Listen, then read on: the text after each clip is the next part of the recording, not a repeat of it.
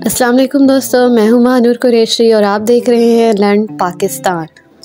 आपको खुशामदीद कहते हैं अपने चैनल पर और उम्मीद करते हैं कि आप सब लोग खैरियत से होंगे। आज का ये व्लॉग आप सबके लिए बहुत इंटरेस्टिंग होने वाला है क्योंकि आज के इस लेक्चर में हम बात करेंगे बकमिंस्टर फुलर की नॉलेज डबलिंग कर्व के बारे में। तो जुड़े रहिए हमारे साथ एंड तक और वीडियो को एंड तक क्लास में ज़रूर देखिएगा क्योंकि ये बहुत ही इंटरेस्टिंग टॉपिक होने वाला है। सो बग़ैर टाइम ज़ाया किए हम आज का अपना लेक्चर स्टार्ट करते हैं। तो सबसे पहले हम देखते हैं कि बकमिंस्टर फुलर था कौन एक्चुअली। बकमिंस्टर फुलर 19वीं सेंचुरी का फेमस अमेरिकन राइटर था, आर्किटेक्ट था, डिज़ाइनर और इन्वेंटर था। इसने तकरीबन 30 से ज़्यादा किताबें जो हैं वो लिखी हैं और 1983 में इन्हें प्रेसिडेंट मेडल ऑफ फ्रीडम जो है वो दिया गया। बकमिंस्टर फुलर का अपनी सारी ज़िंदगी में जो मेन इंटरेस्ट है वो सिस्टम थ्योरी में रहा और जुलाई 1983 में बकमिंस्टर फुलर की जो है वो डेथ हो गई। अब हम बात करते हैं नॉलेज डबलिंग कर्व के बारे में। अगर हम 19वीं सेंचुरी या उससे पीछे चले जाएं, हम उस वक्त के नॉलेज को आज के नॉलेज से कंपेयर करें तो हमें इसमें ज़मीन आसमान का फ़र्क नज़र आता है। टेक्नोलॉजी एडवांसमेंट की वजह से बहुत सी चीज़ें जो हैं वो रैपिडली चेंज हो रही हैं। फॉर एग्ज़ाम्पल अगर हम कंप्यूटर्स की बात करें तो जब कंप्यूटर्स शुरू में इन्वेंट हुए थे तो उस वक्त के कंप्यूटर और आज के कंप्यूटर में बहुत डिफरेंस है। आजकल LCDs और लैपटॉप्स वगैरह यूज़ होते हैं मगर वो उस वक्त का कंप्यूटर जो है वो टोटली डिफरेंट होता था। और आजकल के कंप्यूटर में न्यू प्रोग्राम्स, ऐप्स वगैरह आ गई हैं, इंटरनेट की फैसिलिटी मौजूद है। लेकिन 19वीं सेंचुरी से पहले या 15वीं सेंचुरी या 16वीं सेंचुरी की बात करें हम तो उस वक्त जो है वो इंटरनेट की सहूलत अवेलेबल नहीं थी, जिससे इस चीज़ का बखूबी अंदाज़ा लगाया जा सकता है कि उस वक्त उस दौर के लोगों के नॉलेज और आजकल के जो लोग हैं उनके नॉलेज में कितना डिफरेंस हो सकता है। बिल्कुल इसी तरह जब हम अपने मामा बाबा के टाइम पीरियड की बात करें तो उनकी एजुकेशन में और हमारी आज के एजुकेशन में बहुत डिफरेंस है। उस वक्त जो नॉलेज गेन करने का सोर्स होता था वो सिर्फ बुक्स होती थी, लेकिन आजकल जो है वो ई-बुक्स आ गई हैं, वेबसाइट्स अवेलेबल हैं, ऐप्स अवेलेबल हैं, thesis research work easily available होता है, आप ईज़ी टू एक्सेस हैं इंटरनेट की वजह से। एडवांसमेंट टेक्नोलॉजी एडवांसमेंट की वजह से आजकल की एजुकेशन बहुत ईजी हो चुकी है। तो इन सब चीज़ों से हमें क्या पता चलता है कि दुनिया में जो है वो बहुत रैपिडली चेंज आ रहा है टेक्नोलॉजी की वजह से और दूसरे फैक्टर्स की वजह से। सो यहाँ क्वेश्चन ये राइज़ होता है कि हम ह्यूमन नॉलेज की एवोल्यूशन को कैसे मेजर कर सकते हैं या हम स्पीड ऑफ चेंज को जो है वो कैसे मेजर कर सकते हैं। सो इसके लिए हम बकमिंस्टर फुलर की नॉलेज डबलिंग कर्व को देखेंगे। सो ये आपको स्क्रीन पे एक कर्व जो है वो शो हो रही है जिसमें नॉलेज डबलिंग के बारे में बताया गया है। इसमें सबसे पहले जो है वो बताया गया है कि 19वीं सेंचुरी तक जो है नॉलेज जो है वो अप्रॉक्सीमेटली एवरी सेंचुरी डबल हुआ करता था। इसी तरह वर्ल्ड वॉर 2 के एंड तक जो नॉलेज है वो हर 25 साल बाद जो है वो डबल हो जाता था।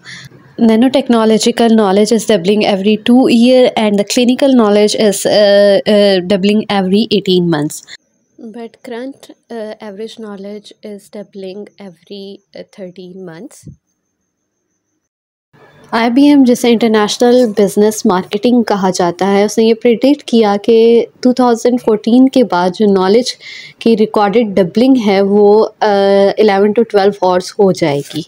अगर इस प्रिडिक्शन के अकॉर्डिंगली हम आज बात करें तो हमारा जो नॉलेज डबलिंग का एवरेज है वो 11 to 12 आवर्स है, मतलब हर 12 घंटे बाद जो नॉलेज है ह्यूमन बीइंग का वो डबल हो रहा है।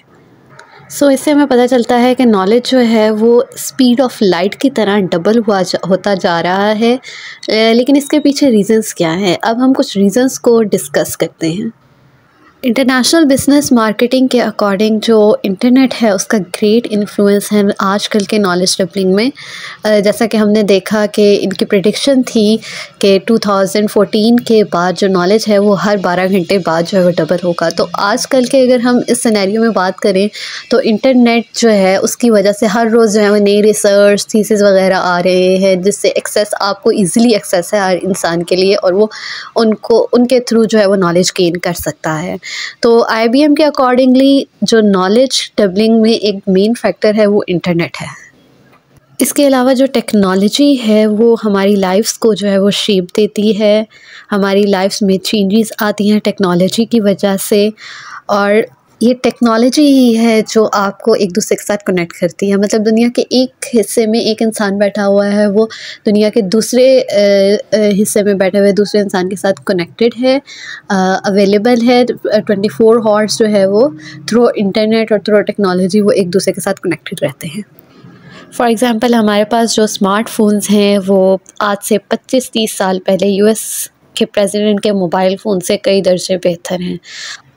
25-30 साल पहले जो है वो बटनों वाले मोबाइल्स हुआ करते थे, लेकिन आज जो है वो मोबाइल फ़ोन्स मुख्तलिफ़ स्मार्टफ़ोन्स आ गए हैं जिसमें मुख्तलिफ़ फंक्शंस होते हैं, अच्छे अच्छे कैमरास लगाए जाते हैं और भी बहुत सी चीज़ें जो हैं वो अपने यूज़र्स को और अपने कंज्यूमर्स को दी जाती हैं। इसके अलावा नॉलेज डबलिंग का एक और रीज़न जो है वो कम्युनिकेशन और इंक्रीज़ ऑफ रिसोर्सेज बताया जाता है। जैसे कि मैंने पहले बताया कि इंटरनेट की वजह से लोग जो है वो एक दूसरे के साथ 24/7 ईज़िली कनेक्टेड रहते हैं। आप पाकिस्तान में बैठे हुए दूसरे मुल्क में फ़ॉरेन कंट्रीज़ में ईज़िली ऑनलाइन बिज़नेस कर सकते हैं। तो ये हमें बताता है कि कम्युनिकेशन जो है वो टेक्नोलॉजी की वजह से बहुत ईज़ी हो गई। इसके अलावा लोगों के लिए मुख्तलिफ़ रिसोर्सेज इंट्रोड्यूस करवाए गए हैं जिससे वो ईज़िली घर बैठे अर्निंग कर सकते हैं, जिसकी बेहतरीन एग्ज़ाम्पल जो है वो फ्रीलांसिंग ली जा सकती है, जिससे लोग जो है वो घर बैठे अर्निंग कर रहे हैं।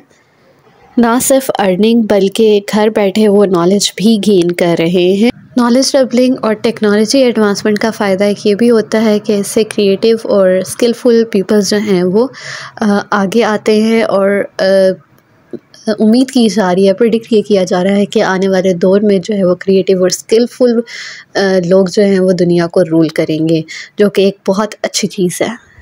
सो ये था आज का लेक्चर। उम्मीद है आपको समझ आया होगा। बहुत शुक्रिया।